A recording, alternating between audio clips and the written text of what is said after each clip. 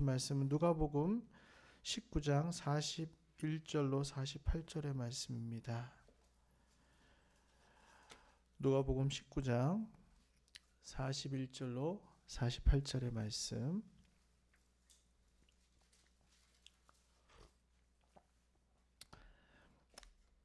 제가 이제 성경으로 신약성경 129페이지에 있습니다. 예, 우리 말씀을 한 절씩 교독합니다. 가까이 오사 성을 보시고 오시며 이르시되 너도 오늘 평화에 관한 일을 알았더라면 좋을 뻔하였거니와 지금 내 눈에 숨겨졌도다. 날이 이를지라 내 원수들이 토둔을 쌓고 너를 둘러 사면으로 가두고 또 너와 그 가운데 있는 내 자식들은 땅을 내치며 돌 하나도 돌 뒤에 남기지 아니하리니 이는 내가 보살핌 받는 나를 알지 못함을 인함이라 하시니라.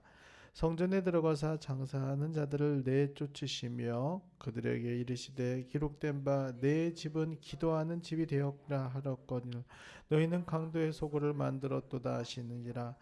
예수께서 날마다 성전에서 가리키시니 대제사장들과 서기관들과 백성들의 지도자들이 그를 죽이려고 꾀하되 백성이 다 그에게 귀를 기울여 들으므로 어찌할 방도를 찾지 못하였더라. 아멘. 할렐루야. 이 아침 주님 앞에 나와서 주의 말씀에 귀를 기울이고 하나님 말씀에 내 삶을 순종하기로 결단한 여러분을 주님의 이름으로 축복합니다. 오늘 말씀을 통해서 마음의 성전을 회복하라 라는 제목으로 우리 잠시 은혜를 나누기를 원합니다. 오늘 하나님께서 여러분 마음 가운데 새롭게 영을 부어주셔서 우리의 마음이 새로워지고 우리 마음의 샘물에 하나님 은혜의 생수가 넘치는 시간 될 줄로 믿습니다. 사람이 병이 들어서 건강을 잃게 되면 내게 있는 건강이 얼마나 귀한 것인지를 깨닫게 됩니다. 평상시 건강할 때 느끼지 못해요. 그런데 하다못해서 손가락 하나만 베어서 손가락만 다쳐도 이 손가락이 얼마나 귀하고 많은 일을 하는지를 깨닫게 됩니다. 우리가 배고파 봐야만 우리가 음식의 소중함을 알게 됩니다. 우리 민정이 금식해 보니까 음식이 얼마나 귀한지 깨닫게 되죠. 평상시에 생각도 안 나던 음식이 금식하게 되면 얼마나 먹고 싶은지 몰라요. 금식하면 제일 먹고 싶은 게 보통 라면이라고 그러죠. 금식 끝나면 내가 라면 먹어야지.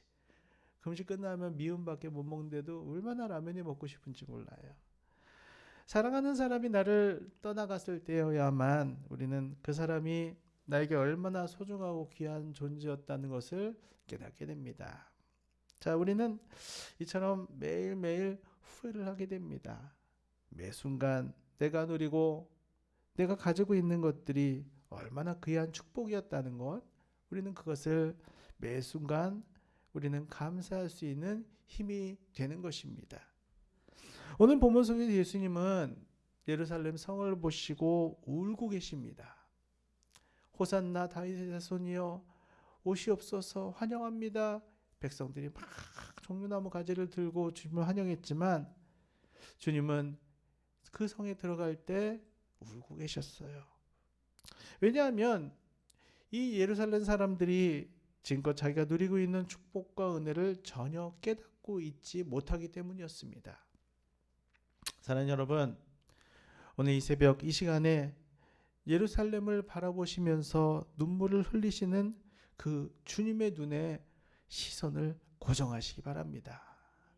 그리고 오늘 말씀을 통해서 이 새날을 시작하는 우리에게 주시는 은혜를 깨달을 수 있으시기를 주님의 이름으로 축복합니다. 자, 예수님께서는 지금 나귀를 타고 예루살렘으로 입성을 하십니다.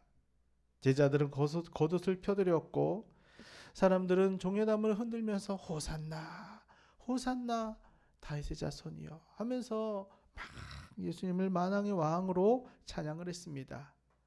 자, 그런데 이 환호성의 자리에서 축제의 자리에서 예수님은 갑자기 울고 계십니다.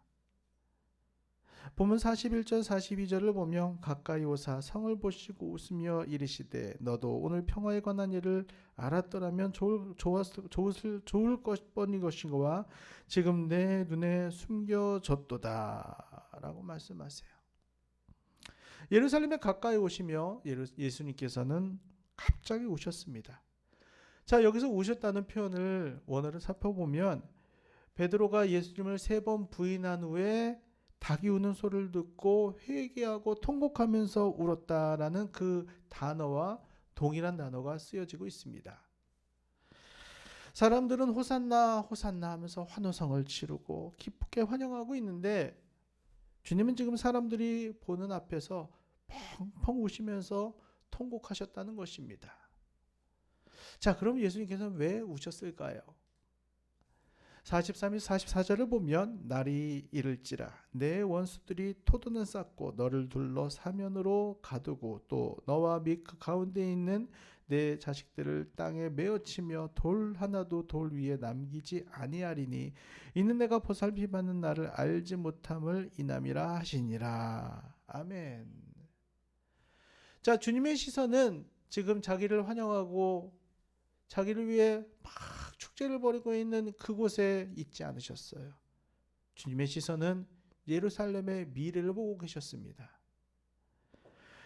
주 70년에 로마의 티투스 장군에 의해서 예루살렘 성은 돌 위에 돌 하나도 올려지지 않을 만큼 초토화가 되었어요. 여러분, 무슨 말이에요? 돌 하나도 있지 않았다. 모든 것들이 완전히 파괴되었다는 것입니다. 수많은 사람들이 잔인하게 살해될 것을 보셨다는 것입니다. 자, 그런데 주님께서도 안타까워하셨던 것은 지금 이 순간의 평화도 하나님이 보살펴 주시기 때문에 평화로운 것임을 그들은 알지 못하고 있었다는 것이에요. 그저 아무런 느낌 없이 살아가는 그 백성들을 보니까 통곡이 안 나올 수가 없었다는 것입니다. 이는 내가 보살핌 받는 나를 알지 못함을 인함이라 하시니라. 아멘. 자, 그들이 누리고 있는 이 풍요도 은혜도 축복도 다 하나님이 주신 것인데 그것을 깨닫지 못하고 있었다는 것입니다. 하나님의 인재가 거하고 있는 땅임에도 그들은 감사하지 못하고 있었다는 것입니다. 자, 오히려 그들은 하나님을 떠났고 이방신을 섬기고 우상 숭배하고 자기 뜻대로 살았다는 것이에요. 자, 결국은 그들은 그러다가 망해버리고 말았습니다. 그들이 사는 나라는 지구상에서 없어지고 말았어요. 여러분, 만약에 주님께서 나귀를 타고 영적 예루살렘인 나를 바라보신다면 주님은 어떤 느낌이 드실 거다라고 생각하십니까? 오늘도 우리의 삶에 은혜를 베풀어 주시고 복을 주시고 성령으로 우리의 삶을 인도하고 계시는데도 그 보살핌을 깨닫지 못하고 내 마음대로 사는 것을 보면서 내 입술에 감사가 사라지는 것을 보면서 주님께서 통곡하고 계시는 그 음성이 들리지 않으십니까?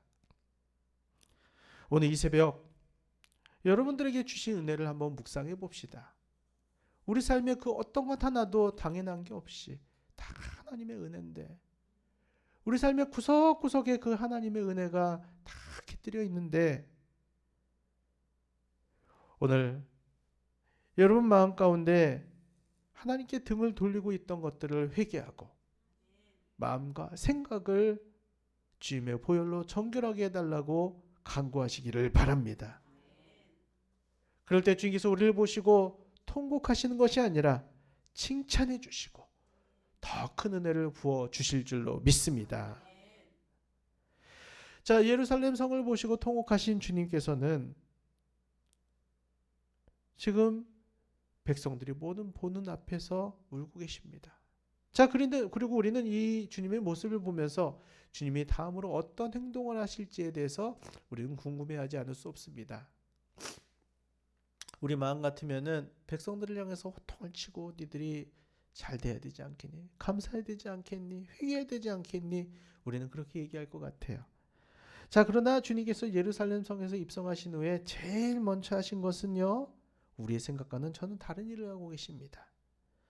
45, 46절에 보면 성전에 들어가사 장사하는 자들을 내쫓으시며 그들에게 이르시되 기록된 바 내 집은 기도하는 집이 되리라 하였거늘 너희는 강도의 소굴을 만들었도다 하시니라. 아멘.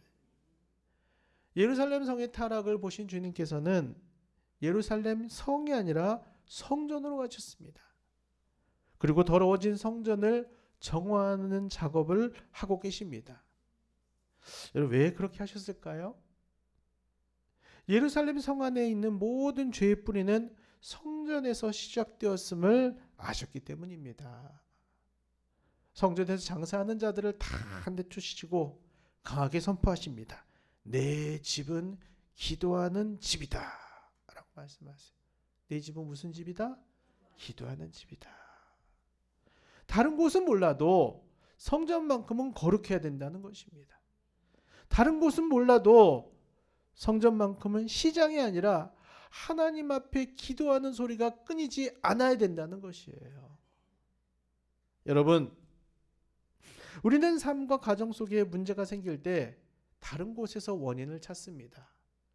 내 삶이 이렇게 형통하지 않은 것은 내가 지혜롭지 못해서 그래.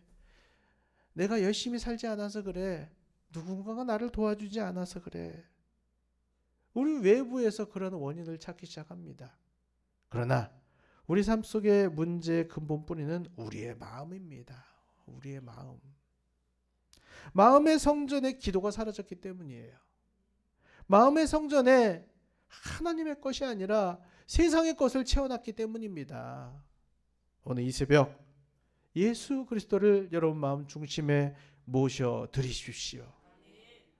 거룩한 채찍으로 모든 세상의 것들을 다 치워주시고 성령을 힘입어 기도로 교제하는 성전으로 회복되어 주시기를 간절히 기도하시기를 바랍니다.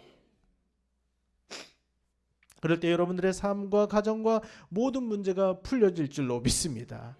여기에 비결이 있어요. 여러분 삶에 문제가 떠나지 않습니까? 아무리 노력하고 아무리 힘써도 풀리지 않은 문제들이 있습니까? 여러분은 외부에서 문제를 찾으면 안 돼요.